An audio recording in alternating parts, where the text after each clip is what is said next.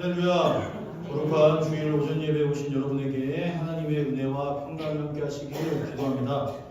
오늘은 본문 말씀을 중심으로 복음을 위하여 모든 것을 이라는 제목 말씀을 나누고자 합니다. 이번 파리올림픽 우리나라 국가대표 선수 중에 화제성 1위는 단연코 여자 10m 공기본청에서 은메달을 따낸 김혜지 선수가 아닐까라는 생각이 듭니다.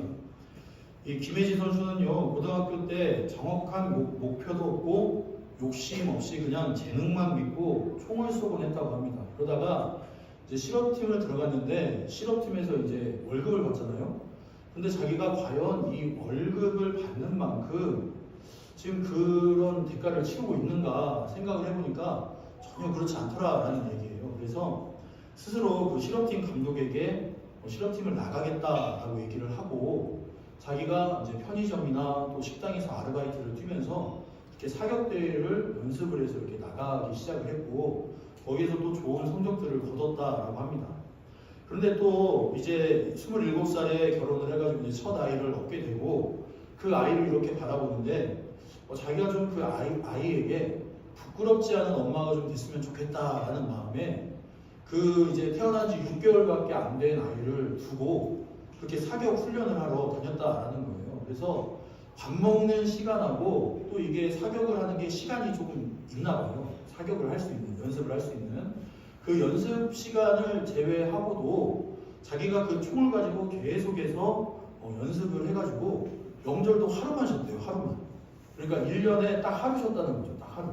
그렇게 쉬면서 연습을 해서 그 결과가 무엇이었냐면 바로 이번 파리올림픽 때 은메달을 따게 되었다라는 것이죠. 그 자기가 연습을 그렇게 하는데 체력이 좀 약한 것 같아가지고 심지어는 저는 그게 가능한가? 왜냐면 임실이 전주보다 조금 고지대거든요. 그렇죠, 권사님? 뭐 잘 모르시나요, 권시진 권사님? 익산 분이시라 잘 아시더라고요. 근데 제가 알기로 임실이 좀 이게 고지대에 있어요. 근데 전주에서 그 임실까지가 45km인데 왕복 90km를 자전거를 타고 다녔대요. 저 그 얘기 듣고 놀랐습니다. 야, 이거 보통 사람이 아니구나. 진짜 이게 은메달, 하여튼 세계에서 1, 2등 하려면 이 정도로 훈련을 해야 되는구나 할 정도로 그렇게 훈련을 했다라는 것입니다. 그러니까 여러분들 올림픽에 출전한 선수들이나 기타 다른 운동선수들의 훈련하는 이야기를 들어보면요. 자기 절제가 엄청난 것을 보게 됩니다. 그래서 제가 이제 좀 이렇게 축구를 하는 거는 안 좋아해요. 왜냐면은 저는 이렇게 막 오래 뛰고 이런 거 별로 안 좋아하거든요. 빨리빨리 뭘 해야 되는데 축구는 한번 차고 막 기다렸다가 또 오면 이렇게 해야 되니까 그게 좀 이게 싫어가지고 축구 하는 건 별로 안 좋아하는데 보는 건 좋아하거든요. 근데 박지성 선수 같은 경우도 축구 박지성 선수 같은 경우도 그 맨체스터 유나이티드에 있을 때 동료들이 이 사람이 그 클럽 흔히 얘기하는 이제 우리 얘기하는 이렇게 춤추러 다니는 거 있잖아요. 그 클럽을 가는 거를 거의 못 봤대요. 그러니까 내가 해외에 살면은 솔직히 그런 일탈을 할 만하거든요.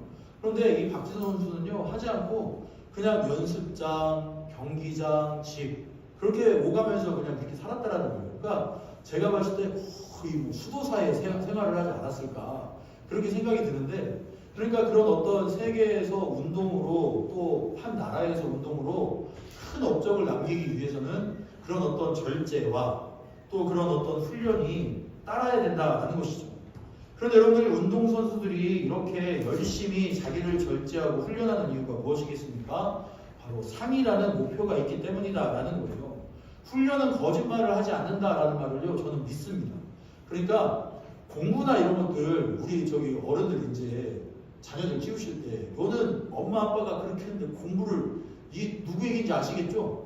제 얘기입니다. 제 얘기인데 공부를 그렇게 하면 되겠냐 막 이런 이야기들 듣는 거 그건 어쩔 수 없어요. 내 엄마 아빠가 나한테 물려준 DNA가 딱 그 정도뿐인데 탓하려면 누구를 탓하셔야 됩니까? 여러분 자신을 탓하셔야 돼요. 여러분 자녀들을 탓하시면 안 돼요. 야, 엄마 아빠가 미안하다. 엄마 아빠가 좀 더 좋은 DNA를 물려줬으면은 네가 공부 더 잘했을 텐데 이렇게 자신 탓을 해야지 자녀들 탓을 하시면 안 돼요. 근데 공부나 이런 것들은요 내가 열심히 해도 어느 한계가 있습니다. 그런데 이 운동이나 이런 것들은 또 물론 이것도 재능이 있어야 그것도 마찬가지이긴 하지만 그 훈련은 거짓말을 하지 않는다라는 말을요 저는요 믿습니다. 반드시 그에 따른 보상을 해주기 때문이다라는 것이죠. 오늘 우리가 함께 읽은 본문에 바울도 자신이 받을 수 있는 권리가 있음에도 그 권리를 포기하며 절제하면서 고린도 교회에서 사역을 감당한 이유에 대해서 내가 이렇게까지 한 것은 분명한 목표가 있기 때문이다 라고 말합니다. 그럼 바울의 그 목표는 무엇입니까? 바로 사람을 얻는 거예요. 새 신자든 기존 성도이든 내가 사람을 복음에 합당한 열매를 맺기 위해서 내가 내 권리를 포기하고 내가 내 삶을 절제하고 있다라고 말하고 있는 것이죠. 오늘 본문 말씀 19절에 보면은요, 바울은 자신이 모든 사람에게 자유로운 사람이라는 사실을 재확인하면서 이야기를 이제 시작을 합니다. 그러면서 한 사람의 그리스도인으로서 그리고 한 사람의 사도로서 바울은 그 누구에게도 구애받지 않고 행동할 자유가 있지만 바울은 더 중요한 목적을 이루기 위해서 과감히 자기의 자유를 포기했다라고 말합니다.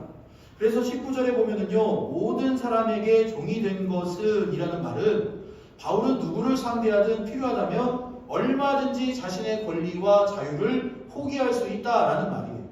그러니까 스스로 진짜 종이 됐다라는 말이 아닙니다. 내가 진짜 종이 돼서 다른 사람 밑에 들어가서 그 사람을 섬긴 게 아니라 다른 일을 위해서 자신의 자유를 포기했다라는 말이에요. 그럼 오늘 저와 여러분 한번 묻고 싶어요.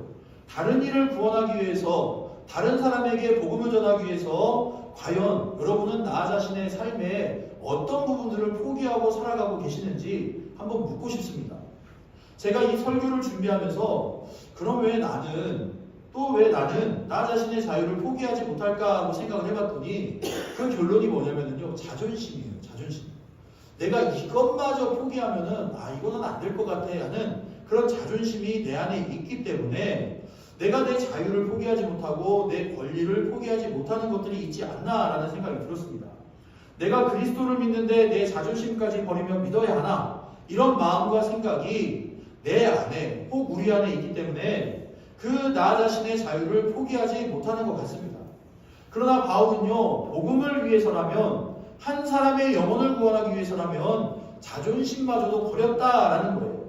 그러나 자존심을 버렸다고 해서 그리스도인으로서 혹은 사도로서의 자존감을 완전히 버린 것은 아닙니다.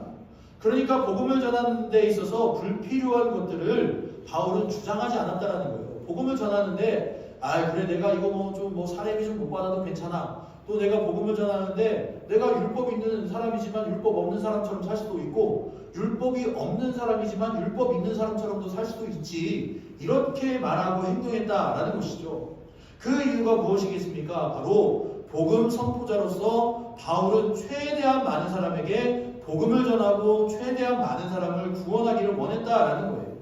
그러니까 복음에 대해서는 누구보다 강한 확신을 가진 사람이지만 그 복음을 선포하기 위해서는 복음의 진리와 무관한 사안에 대해서는 누구보다 양보와 배려를 실천했다라는 거예요. 이번 주가 여러분들 추석이죠. 벌써 추석 들어갔지요. 민족 최고의 명절이다 보니까 가족과 일가 친척이 아마 다 모이실 거예요. 그때 여러분 복음과 조금 무관한 일들로 인해서 다툼이 생기지 않게 하시면 좋을 것 같아요. 사위나 또 며느리나 또 아들이나 딸들이 왔을 때 괜히 그 자녀들 마음 상하는 일들 이렇게 말들을 막 하셔가지고 그것으로 마음 상하지 않게끔 그렇게 하시면 좋겠습니다.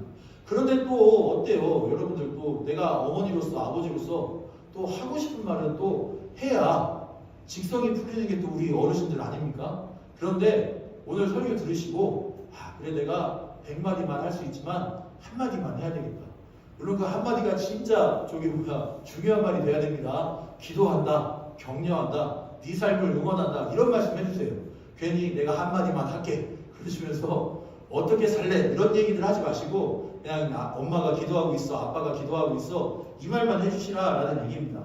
그래야만 자녀들이 어떻습니까? 우리 엄마 아빠 조금 변했구나, 우리 엄마 아버지 조금 나이 드시더니 이제 조금 변하기 시작하시네, 이런 말을 들으실 수 있지 않겠습니까? 그러니까 무조건 자녀들의 상황과 환경과 형편을 받아주라는 말은 아니에요. 그러나 복음의 진리와 상관없는 말로 가족 간의 불화를 일으키지 말라는 부탁을 지금 드리는 겁니다. 그러니까 여러분의 자녀들이 복음 안에 살아가기를 원하신다면 또 예수 그리스도를 믿는 진리는 양보하지 마시되 그 외에 나머지 것들은 자녀들에게 맞춰줄 수 있는 우리 성도님들이 되시기를 바랍니다. 그러면서 바울은요, 아멘 안 하시죠? 네. 그러면서 바울은 20절부터 22절까지 자신이 모든 사람에게 종이 된 것에 대해서 세 가지 상황을 예로 들어서 구체적으로 설명을 합니다. 첫째는 유대인이죠. 유대인들에게 자신이 유대인들과 같이 된 것은 그 유대인을 얻고자 함이라라고 말하는데요. 이 바울도 여러분들 유대인이죠. 그러나 바울의 제1 정체성은 뭘까요? 바울은 유대인이지만 자기의 정체성은요, 그리스도인이에요. 예수님을 만난 후에 그의 생각이나 삶이 그 이전과, 그러니까 유대교회에 있을 때의 삶과는 같을 수가 없었다라는 거예요. 그래서 그는 유대인이지만 그리스도인으로서 살아가는 삶을 선택했기에 유대인들의 습관을 따르지 않으려 했다라는 것입니다. 그럼 여러분들 유대인과 비유대인을 구분하는 가장 큰 관습은 무엇일까요? 바로 할례였습니다. 할례. 그래서 교회 안에, 초대교회 안에 히브리파 유대인들이 헬라파 유대인들에게 야, 니네들이 진짜 구원을 받으려면 할례를 받아야 돼 하는 이런 잘못된 복음을 전해가지고 교회가 혼란스러웠어요. 그래서 바울은요, 이 할례와 관련해가지고는요, 정말로 엄격하게 다뤘습니다. 야, 할례가 구원을 얻는 게 아니야. 할례를 받는다고 해서 그 사람이 진짜 하나님 자녀가 되고 할례 안 받는다고 해서 그 사람이 하나님 자녀가 안 되는 게 아니야. 너네들이 진짜 하나님 자녀가 되는 것은 예수 그리스도의 부활을 믿느냐 안 믿느냐야. 그것을 정확하게 따졌다라는 것이죠. 또 이방인들과 유대인들을 구분하는 관습은 뭡니까? 절기였다라는 겁니다. 유대인들은 77절, 초막절, 유월절, 불임절 등 많은 절기를 지켰는데 이는 그들의 토라에 나오는 율법을 따라 지키는 절기들이었어요. 그래서 유대인이 아닌 사람들에게는요, 이 절기들이 중요하지 않았습니다. 그리고 마지막으로 유대인과 이방인을 구분하는 관습은요, 식사였습니다. 그러니까 유대인들은 이방인들과 함께 식사 자리에 앉지 않았어요. 그 이유는 뭡니까? 정결법 때문이죠. 이방인들은요, 율법에 금하는 음식을 먹는 사람이었어요. 그래서 그 사람들과 함께 한 식탁에서 한 음식을 먹는 것은 자신들이 부정하게 되는 것이기 때문에 이 유대인들은 아예 애초에 이방인들과는 식사 자리를 하지 않으려 했다라는 것입니다. 그래서 그 정결법상 그 식사가 바로 문제가 되었다라는 것이죠. 그런데 여러분들 바울은 어떻습니까? 다마스커스로 가는 직가라는 거리에서 빛으로 오신 예수님을 만나기 전까지 이런 유대인의 관습을 또 율법을 그 누구보다 훌륭하게 지켰던 오리지널 유대인이었어요. 완전한 유대인이었습니다. 그러나 그는 그리스도 안에서 그리고 성령 안에서 새로운 존재가 됐지요. 그 새로운 존재란 게 뭡니까? 율법에 얽매이지 않는 사람이에요. 즉 정체성의 변화가 일어났다는 겁니다. 이런 정체성의 변화는요, 삶의 모든 영역에서 가치관의 변화를 가져온다는 거예요. 그러니까 유대교인으로서 살던 시절 중요하게 여겼던 많은 것이 이제는 무의미하게 되었다라는 거예요. 그래서 바울은요, 그것을 빌립보서 3장 8절에 뭐라고 말합니까? 배설물로 여겼다. 내가 유대교회에 있으면서 유대인들의 법과 절기와 어떤 식사법 이런 것들을 지켰던 것을 이제는 내가 배설물로 여긴다라고 말했다라는 거예요. 그러니까 할례나 다양한 날짜와 절기들 또 식사와 관련된 다양한 규정들을요, 무의미하게 여겼다라는 거예요. 그러니까 자신은 이미 그리스도 안에서 구원받은 변화된 사람이기 때문에 이런 전통적이고 외면적인 것들은 그저 유대인들이 지켜온 하나의 민족적 관습이 되었다라는 겁니다. 그러나 바울은 어떻게 했다라는 거예요? 유대인을 얻기 위해서는 할례나 절기나 식사의 관습을 지켰다라는 거예요. 왜 그렇습니까? 유대인을 얻기 위해서 자신의 동족인 유대인들이 올바른 복음 안에 살아가기를 원했기 때문이에요. 그들을 구원에 이르게 하는 것이 바울의 목표였기 때문에 그는 그리스도를 믿는 믿음에 있어서 크게 상관없는 관습을 지키는 모습을 보였다라는 것이죠.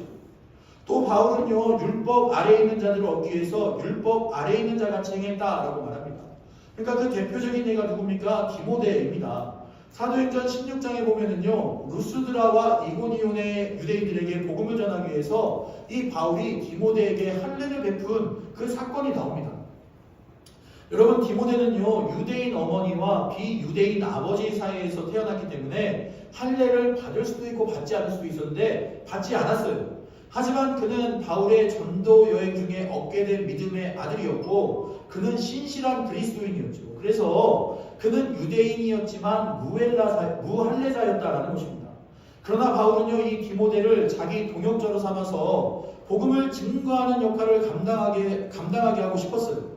그래서 그의 무할례가 유대인 사이에서 갈등의 소지가 되리라고 생각을 해서 바울은 디모데에게 할례를 받아라 라고 해서 이 디모데가 할례를 받았다라는 것이죠. 그러니까 별로 중요하지 않은 사안 때문에 중대한 복음 사역이 지장을 받아서는 안 되기 때문이었다라는 겁니다. 그러니까 여러분들 예수 그리스도를 믿는 그 믿음, 복음의 진리인 예수님께서 이 땅에 인간의 몸으로 오셨고 우리의 죄를 위해서 십자가에 못 박혀 돌아가셨고 그리고 사흘 만에 살아나셔서 부활하시고 그리고 하늘에 승천하셔서 지금도 우리의 삶의 주인이 되신다라는 것. 그래서 예수 그리스도로 말미암아 사람은 구원을 받을 수 있다라는 이 복음의 진리를 빼고는 우리가 어떻게 할 수 있다라는 거예요? 타협할 수 있다라는 얘기입니다. 그러니까 이 진리만 훼손되지 않으면 그래서 이 진리가 예수를 믿지 않는 자들에게 또 믿음이 연약한 자들에게 전해질 수 있다라고 한다면 우리도 바울처럼 때로는 이방인처럼 때로는 믿지 않는 사람들을 이해하고 관용하고 포용하는 모습들을 보여주어야 한다라는 것이죠. 그러면서 21절에는요. 율법 없는 사람들에 대해서 말합니다. 자신을 맞추는 포기와 절제의 모습은요. 율법 없는 사람들 곧 이방인들에게도 마찬가지로 행했다라는 거예요. 바울은 최대한 그들의 삶에 자신을 맞춤으로써 소통의 거리를 좁히고자 했다라는 것이죠. 그러니까 비유대인에게 율법이 없다라는 말은요. 그들에게 어떤 도덕적인 원칙이나 법칙가 없었다라는 뜻이 아니에요. 예를 들어서 십계명 율법을 보더라도 당시 고대 근동 지역에 있던 법들과 비슷한 부분들이 있습니다. 특히 5계명부터 10계명까지는요. 다른 민족의 법들과 정말 비슷해요. 더구나 바울이 활동하던 시기에 로마의 법은요. 엄청난 힘을 발휘하고 있었죠. 그렇기에 율법이 없는 사람이란 말은요. 법이 아예 없었다는 말이 아니고 그들이 유대인들이 지키는 절기나 또 뭐 어떤 할례 또 식사법 이런 정결법과 같은 유대인의 법이 없었다라는 말이에요. 그의 정체성이 그러니까 이 바울은요. 그 유대인이지만 나는 그리스도인이기 때문에 그 복음을 증거한 일을 하기 때문에 필요하면 얼마든지 자신의 문화적 전통을 포기하고 그런 율법 없는 사람들처럼 행동할 수 있었다라는 얘기예요. 그러니까 혹시 오늘 우리 여기 앉아 계신 우리 성도님들 혹시 사위나 며느리 또 딸이나 아들 예수 믿지 않고 있는 그 자녀들이 있잖아요. 그 자녀들에게 예수 믿어야 되네. 꼭 예수 믿어야 뭐 하네. 이 말씀 굳이 하지 않으셔도 된다는 거예요. 굳이 하지 않으셔도 되고 그저 오면은 그냥 배불리 먹이십시오. 보니까 할미카세라고 해서 할머니가 막 이것저것 만들어가지고 막 손주들 막 먹이잖아요. 그것처럼 그냥 딸 자식들 오고 또 사위 며느리 오면은요. 그저 만들어서 그냥 먹이십시오. 먹이시고 편히 쉬다가라. 그게 이 엄마 아빠 마음에 편하다 하면서 그냥 먹이세요. 그리고 그냥 먹이시면서 나중에 그래도 믿음 생활해라. 기도하고 있다. 이것만 하시면 된다는 거예요. 그런데 굳이 야 교회 다니고 있냐? 교회 왜 안 다니고 있냐? 엄마가 아빠가 장로고 권사인데 너 교회 안 다니면 되겠냐? 이런 말씀 굳이 하실 필요 없다라는 얘기예요. 그냥 내가 장로로서 내가 권사로서 내가 복음의 안에 있는 사람이니까 내가 너희들을 섬기게 하는 모습만 보여주시기만 하면 자녀들이 알아서 우리 엄마 아빠가 이렇게 많이 변했구나. 우리 시어머니 시아버지가 또 자기 장모님이 이렇게 변했구나 생각을 하고 그냥 자연스럽게 복음을 받아들일 수 있게 되는 환경이 조성된다라는 거 여러분들 꼭 기억하셔서 굳이 왜 교회 안 다니냐? 교회 다니면은 이렇게 해야지. 교회 안 다니니까 이런 일들이 생기지 않냐? 이런 얘기들 하지 않으실 수 있는 저와 여러분이 되시기를 바랍니다. 세 번째로 바울은요 22절에서 약한 사람들에서 말하죠. 이 약한 사람들은요 고린도 교회와 직접 관련된 상황이었습니다. 유대인이나 비유대인을 대할 때와 마찬가지로 바울은 고린도 교회 안에 있는 믿음이 약한 사람들에게 자기가 약한 사람들이 되었다라고 말하는데 그 또한 그들을 얻고자 하기 위함이었다라는 것이죠. 여기에서 약한 사람들은 누굽니까? 8장에 나오는 약한 사람들이죠. 곧 우상에 대한 정확한 지식이 없어서 우상 제물 문제로 상처를 받기 쉬운 그 약한 양심의 사람들을 말합니다. 그러니까 바울은요 개인적으로 지식을 가진 사람으로서 편한 양심이 있어서 어떤 음식이든지 먹을 수 있었지요. 하지만 그는 자신이 가지고 있는 이 신학적 지식이 모든 성도의 소유가 아니라는 사실을 잘 알고 있었고 더 나아가 지식을 가진 이들의 행동 때문에 지식 없는 성도들의 약한 양심이 망가지고 심지어 멸망에 이를 수도 있기 때문에 자신이 영원히 고기를 먹지 않겠다라고 그렇게 말했다라는 것이죠. 여러분들, 그런데 이 20절부터 22절까지 공통적으로 들어가는 문구가 있습니다. 어떤 문구입니까? 얻고자 함이라, 얻고자 함이요 라는 문구죠. 바울이 자신의 권리를 포기하고 자신의 권리를 절제하며 유대인에게는 유대인처럼, 율법 아래에 있는 사람에게는 율법 아래에 있는 사람처럼, 또 율법이 없는 사람에게는 율법이 없는 사람처럼, 약한 사람에게는 약한 사람처럼 대한 이유는요, 그의 분명한 목표 때문이었어요. 바울은요, 이방인을 위한 사도로서 부름을 받았다고 생각을 했습니다. 그래서 그의 목표는요, 단 하나였어요. 복음 전파. 즉, 이 세상 모든 사람들에게 예수 그리스도의 복된 소식을 전하고 그들로 하여금 예수 그리스도를 믿어서 이 땅에 하나님 나라를 세워가는 것이 바울의 목표였다라는 것이죠. 그래서 마치 운동선수들이 자기의 종목에서 최고의 상을 얻기 위해서, 최고의 좋은 결과를 만들어내기 위해서 엄청난 훈련량을 감당하고 먹고 싶고 자고 싶고 즐기고 싶은 유혹을 철저히 절제한 것처럼, 바울도 복음 안에 사람을 얻기 위해서 모든 사람에게 그 사람에게 맞게끔 말하고 행동했다라는 거예요. 복음의 상황화를 실천했다라는 겁니다. 여러분, 복음의 상황화란 무엇입니까? 복음의 진리이신 예수 그리스도의 가르침과 삶을요, 훼손하지 않으면서, 그러니까 진리는 훼손하지 않으면서 전도 대상자에게 익숙한 문화와 정서, 세계관을 접목시켜서 복음을 전하는 것을 말하는 거예요. 그러니까 예수를 모르는 자들에게는 예수를 알게 하게끔 위해서 자기가 할 수 있는 대로 최선을 다해서 섬기고 그 사람을 그렇게 대했다라는 것이죠. 그러니까 바울은요, 복음을 생각하며 이 모든 일을 해왔다라고 말합니다. 그가 여러 사람에게 각 상황에 맞춰서 사는 삶을 선택한 이유는요, 복음 때문이었어요. 그래서 바울은 23절에 뭐라고 말합니까? 내가 복음을 위하여 모든 것을 행함은 이라고 말하죠. 바울의 이런 모든 선택은요, 다 복음, 오직 예수 그리스도가 이 세상의 주인이심을 전하기 위해서였다라는 거예요. 하지만 바울이 이렇게까지 했던 모든 이유는 다른 사람에게만 복음을 전하기 위해서가 아니라 자신도 복음을 믿고 살아가기 위해서였다라고 23절 하반부에 말하고 있습니다. 즉, 자신이 그렇게까지 복음을 전하는 것은 다른 일을 위한 것도 있지만 나 자신도 구원에서 떨어질까 조심하기 위해서 그렇게 행했다라는 거예요. 바울은 복음의 상황화를 통해서 다른 이들에게 복음을 전하며 자신도 그 유익, 복음에 참여하는 그 유익을 함께 누렸다라는 겁니다. 내가 복음에 합당한 삶을 살지 못하면서 다른 이에게 복음을 전하는 것은 그 복음에 힘이 없기 때문이다라는 거예요. 그러니까 여러분들이 진짜 복음을 전하기 위해서는 어떻게 살아야 된다는 거예요. 다른 사람들에게 여러분들이 이것도 맞춰주고 저것도 맞춰주고 저것도 맞춰주고 이것도 맞춰주지만 나 자신은 어떻게 살아라는 겁니까? 복음에 합당한 삶을 살아라는 거예요. 다른 사람들은 이방인처럼 살아도, 다른 사람들은 유대인처럼 살아도, 다른 사람들은 율법 없는 자처럼 살아도 나는 어떻게 살아야 된다는 거예요? 예수 그리스도의 복음에 합당한 삶을 살아야만 그 복음을 증거할 수 있게 되고 그 복음이 힘을 발휘할 수 있게 된다라는 것입니다. 그렇기에 바울은요, 자신이 복음을 여러 사람에게, 다인종에게 전하기 위해서는 자신이 먼저 복음에 합당한 삶을 살아야 했다라고 말합니다. 그래야 다른 사람을 구원하고 자기는 구원에서 떨어지는 상황에 빠지지 않기 때문이죠. 그래서 바울은 24절부터 27절까지 운동선수의 자신을 비유하면서 자기 희생과 배려를 하는 이유를 설명하고 있죠. 여러분, 당시 고린도는요, 아테네에서 열리는 올림픽 다음으로 인기가 많은 이스트미아라는 운동 경기를 개최하는 주요 도시였습니다.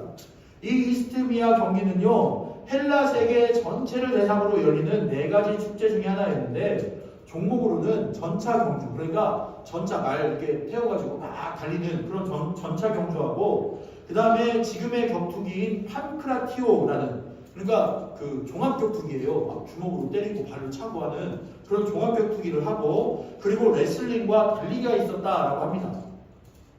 바울은 상을 놓고 경합을 벌이는 운동 경기의 기본 상식을 되새기면서 운동장에서는 참가한 선수가 모두 다 달리는데, 하지만 달린다고 다 상을 받는 것은 아니라는 거예요. 여기에서 말하는 상은요, 우리가 흔히 하는 상급이 아니에요. 나중에 하나님 나라가 뭐 상급 받는다 이 말이 아닙니다. 그냥 문자 그대로 상, 올림픽에 메달 받는 것 같은 것을 말하는 거예요. 아무리 많은 선수가 달려도 마지막에 상을 받는 사람은 한 명인데, 그러니까 당시에는 오직 1등한테만 상을 줬대요. 그래서 선수들은요, 승리자가 되려고 최선을 다했다라는 거예요. 바울은 고린도 성도들에게 육상 경주의 이런 성격을 삶에 적용을 시킵니다. 너희도 상을 받도록 이와 같이 다름질하라. 너희도 상을 받도록 이와 같이 다름질하라 라는 거예요. 육상 선수처럼 상을 받을 수 있도록 최선을 다해서 자신을 절제하고 다른 사람을 배려하고 포용하고 이해하고 받아주면서 신앙생활하라 라는 겁니다. 그럼 이렇게 상을 받을 수 있도록 달리기 위해서 필요한 것이 무엇입니까? 25절에 뭐라고 나옵니까? 절제라고 말하는 거죠. 이는 참는 것, 인내하는 것을 말합니다. 그러니까 한 영혼을 얻기 위해서 욕구를 참으라는 거예요. 내가 말하고 싶은 욕구가 많아요. 저도요, 지금 이 설교를 막 1시, 2시까지 하라고 해도 할 것 같아요. 그런데 참고 있는 겁니다. 왜요? 여러분들을 얻기 위해서. 혹여라도 예배 시간 길어서 여러분들 시험에 빠질까봐 제가 참고 있는 거예요. 그러니까 말이 많지만은 참아야 된다는 거예요. 또 내 마음대로 행동하고 싶은 욕구가 있지만 참으라는 겁니다. 바울이 신자들의 삶을 일종의 운동 경기에 비유하는 것이요, 바로 이 절제의 필요성 때문이에요. 자기 욕망에, 자기 중심성에 이기주의를 절제하지 않으면 우리는 절대 한 영혼을 얻을 수가 없다라는 거예요. 또 나 자신 또한 상을 받지 못하는 상황에 빠지게 되기 때문에 바울은 절제하라 라고 말하고 있다라는 겁니다. 당시 여러분들 운동 경기에서 1등하는 자에게는요, 부와 명예도 주어졌지만 셀러리나 소나무로 엮은 그 월계수관 같은 것을 수여했다라고 해요. 이는 다 부패할 것들이죠. 그래서 바울은요, 운동선수와 그리스도인들의 다른 점을 추구하는 방향성을 말하는데 그게 뭡니까? 신자들은 부패하지 않을 관을 추구하지만 이방인들은 부패할 관을 추구하고 있다라고 말합니다. 그렇기에 우리는요, 부패하지 않을 관, 그 부활과 생명이라는 것을 얻기 위해서 절제하고 스스로 노력해야 된다라는 겁니다. 그러므로 26절에 뭐라고 말합니까? 목표를 정확히 하고 달리라는 거예요. 그러니까 여러분들이 신앙생활함에 있어서 목표를 정확히 하라라는 말입니다. 구원, 곧 부활이라는 상을 목표로 집요하게 달리라는 거예요. 오로지 앞에 놓인 결승점만 바라보면서 그리스도 예수 안에서 하나님이 위에서 불러주신 상을 쟁취하고자 부지런히 쫓으라는 겁니다. 그래서 그 목표를 이루기 위해 27절에 뭐라고 말합니까? 내가 내 몸을 쳐 복종하게 해야 한다. 내가 내 몸을 쳐 복종하게 해야 된다라고 말하는 거예요. 여기에서 보면 뭡니까? 죄에 이끌리는 욕망의 주체를 말하죠. 그러니까 바울은요, 구원과 부활이라는 상을 얻기 위해서 욕망을 줘서 복종시킨다고 말합니다. 누구에게 복종합니까? 예수 그리스도의 말씀에 복종해야 된다라는 거예요. 제가요, 어제 이 SNS를 좀 이렇게 봤는데 정말 조금 마음이 좀 안 좋은 그런 글이 올라왔어요. 이제 은퇴하신 어떤 대형교회 목사님 이야기인데, 그 대형교회 목사님이 이제 은퇴하시고 그분은 이제 대형교회를 그렇게 담임을 하셨기 때문에 뭐 퇴직금이나 전별금 같은 건 안 받으셨습니다. 그분은 정말 그런 부분에서는 깨끗한 분이세요. 그리고 자기 교회를 그 은퇴하실 때 이미 4개 교회로 쪼개가지고 그렇게 각각 이렇게 담임 목사를 세워가지고 이렇게 분리를 했고, 그 교회들이 또 분리개척 해가지고요, 지금은요 엄청 많아졌습니다. 그런데 그 목사님이 정말 그렇게 이제 잘 하셨는데, 이제 뭐 연금, 또 교단에서 나오는 또 퇴직연금 뭐 이런 것들을 딱 받으면은요, 이분이 거의 뭐 직장인, 우리나라 직장인 평균 연봉보다도 더 좀 많이 받으세요. 그런 연금들을. 그러다 보니까 이분의 이제 자녀들 중에서도 좀 이렇게 뭐 대학 교수도 있고 하다 보니까 차를 아버지를 좀 뭐 좋은 차를, 외제차를 사드린 거예요. 아버지 목회하시면서 그동안 성도들 눈치 보느라고 이렇게 좋은 차 못 타셨는데 이제 좀 좋은 차 좀 타세요 하고 좋은 차를 사드리고, 또 이제 본인이 이제 70 넘어 80이 이제 다 돼가니까 자신의 건강을 생각해서 멀리 비행기를 타고 다닐 때 자기는 1등석을 좀 타고 다니겠다, 막 이런 글들을 막 쓰세요. 그리고 엊그제는 자녀들하고 골프 치러 간 것도 이렇게 막 쓰시더라고요. 근데 그거를 하면서 사람들이 그거에 대해서 막 좋다고 옳다고 막 이렇게 얘기하는 분들도 있지만, 반대로는 그럼에도 불구하고 그것을 꼭 많은 사람들이 보는 SNS에 올릴 필요가 있느냐라고 그런 지적들을 합니다. 저는요, 후자 쪽입니다. 전혀 그 목사님이 어떤 목회를 해오셨는지를 조금 알기 때문에 그렇게 누리며 사시는 거 좀 반대하지 않습니다. 아니 당연히 자기가 그런 어떤 경제적인 능력이 되고 또 어떤 자녀들이 그렇게 해줄 수 있는 상황이 된다고 한다면 본인 건강을 위해서 뭐 골프도 치러 다니시고 좋은 차도 타고 다니시고 하는 거 당연하죠. 그리고 좋은 뭐 대 보러 다니시느라고 비행기 타고 왔다 갔다 하시는 것도 다 이해하고 좋습니다. 그러나 정말로 그분이 다른 이들을 생각하고 다른 이들을 이해하고 배려하시는 분이라고 한다면 웬만하면은 SNS에 올리시면 안 된다라는 것이죠. 마치 인플루언서 같은, 그러니까 지금 뭐 이렇게 그런 인스타라든지 뭐 페이스북에 뭐 이렇게 올려가지고 막 스타가 된 사람들이 있어요. 그런 사람들과 같은 그런 행동을 셀럽이라고 하는데 그런 행동을 하시는 것을 보고 제가 너무 마음이 아프더라고요. 그래가지고 좀 이걸 또 나도 SNS에다 좀 써볼까 이거에 대해서 하다가 참았습니다. 할 말은 많지만 참았어요. 그러니까 여러분들 내가 정말로 예수 그리스도를 믿는 자라고 한다면은 내가 그런 곳에다가 내 삶의 어떤 모습들을 올릴 수 있지만 복종해야 된다는 겁니다. 절제해야 된다는 겁니다. 내가 할 수 있지만 안 하려고 해야 된다라는 거예요. 심지어는요 제가 여기 교회 부임해가지고 저희 교회가 이렇게 가까이서 찍으면 되게 커 보이거든요. 그러니까 그거를 찍어가지고 사진을 올렸더니 제 동기 목사들이요, 야 큰 교회 부임했네 박 목사, 야 큰 교회 갔어 막 하고 그러는 거예요. 아유 네가 와서 한번 봐봐 큰 교회인가. 그냥 이렇게 가까이서 찍으니까 건물이 크게 나오는 거지 우리 교회 막 그렇게 막 200평 300평 되는 그런 교회 아니야 하고 그렇게 제가 변론을 하느라 바빴습니다. 그래서 이거 교회 부임해서 사진 찍어서 올리지 말자 해가지고 뭐만 올렸을까요? 앞에 텃밭만 찍어서 올렸어요. 텃밭은 작잖아요. 그러니까 저 텃밭 찍어 올렸더니 또 교회에 텃밭이 있네 어쩌네 저쩌네 하면서 박 목사 성공했네 막 제발 좀 그만해 막 이런 그렇게 됐습니다. 그러니까 여러분들 내가 할 수 있는 일들이 많아요. 하고 싶은 것도 많아요. 하지만 절제해야 된다는 거예요. 왜요? 다른 사람에게 시험해 줄 수 있고 다른 사람의 마음을 어렵게 할 수 있기 때문에 이것들을 절제하고 내가 정말로 하나님의 말씀에 복종하는 삶의 모습을 보여야 한다라는 것이죠. 사랑하는 성도 여러분, 자신과 함께 다른 사람을 구원하기 위해서는요 치열한 자기 절제가 필요하다는 거예요. 많은 말을 할 수 있으나 다른 일을 위해서 구원하기 위해서 말을 하지 않는 절제의 모습, 또 내 마음대로 행동할 수 있으나 다른 일을 위해서 마음대로 행동하지 않는 절제의 모습이 우리에게 필요하다라는 겁니다. 여러분 예수님이 우리를 구원하시기 위해서 인간의 몸을 입고 내려오신 것 이게 절제예요. 십자가 처형을 당하시기 전에 하늘의 천군 천사로 이 땅을 쓸어버리실 수 있었지만 하지 않으신 것이 모두 다 자신의 권리를 포기하고 절제하여 이루신 것이다 라는 것이죠.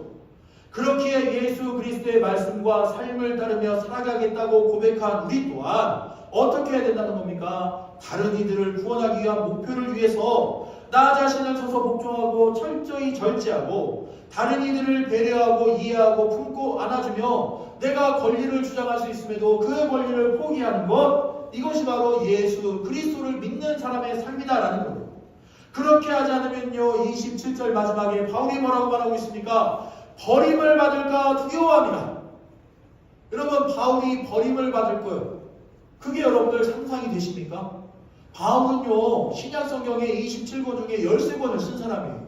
바울이 개척한 교회만 해도요 수십 교회입니다. 그런데 그런 바울이요 자신이 복음에서 떨어질까봐 구원에서 버림을 받을까봐 두려워하고 있대요. 그런데 여러분 우리는 어떻습니까? 우리가 바울처럼 뭐 수십 개 수천 개의 교회를 개척했습니까? 아니면 수백 명 수천 명 수만 명을 여러분들 전도하셨습니까? 그러지 않았잖아요. 그런데도 불구하고 우리는 내가 하고 싶은 말 다 하고 살아요. 내가 하고 싶은 행동 다 하고 산다라는 거예요. 그러면서 구원받을 것이다 생각하는 거예요. 그러나 여러분들 신약 성경에는요 믿는 사람이 구원에 이르지 못하는 이야기가 많이 나와요. 용서가 취소되고 잔치에 초대받고서도 선택해서 배제되는 이야기, 약속된 영생에 이르지 못하는 이야기로요 예수님 말씀을 가득해요. 그러니까 나더러 주여 주여 부르는 자마다 다 구원받는 게 아니고 하나님 아버지의 말씀대로 사는 사람만이 구원을 받는다라고 예수님이 말씀하셨다는 거예요. 즉 나와 다른 이의 구원과 부활을 함께 누리기 위해서 우리에게 필요한 게 뭐라는 거예요? 나를 쳐서 복종하는 절제, 하고 싶은 말이 많지만 말을 참는 것, 하고 싶은 행동이 많지만 참는 것, 이것이 우리에게 필요하다라는 겁니다. 다른 이들을 배려하고 이해하고 품고 안아주고 용서하는 삶을 살아야 된다는 거예요. 오늘 이제 여러분들 자녀들이 오면은요, 어떻게 하셔야 되겠어요? 고생하는구나, 수고하는구나. 물론 여러분들 자식들 2명, 3명 낳아서 키우고 막 농사 짓고 또 시아버지, 시어머니 모시고 살면서 얼마나 힘들고 어려우셨어요. 다 알지요. 여러분들 그렇게 힘들게 살아온 거 다 압니다. 그러나 자녀들에게 애 하나 키우는 거 그게 뭐가 힘들다고. 애들 키우는 게 그게 뭐가 힘들다고. 니네들 먹고 사는 일만 하고 사는 게 뭐가 힘들다고 그렇게 말씀하시지 말라는 거예요. 먹고 사느라 힘들지. 돈 버느라 힘들지. 애들 키우느라 힘들지. 어렵지. 그래, 엄마가 아빠가 다 알아. 그러니까 기도할게. 힘내라. 그리고 오늘 여기 와서는 편히 먹고 편히 쉬고 가라. 이 말씀만 하실 수 있는 저와 여러분이 되시기를 바랍니다.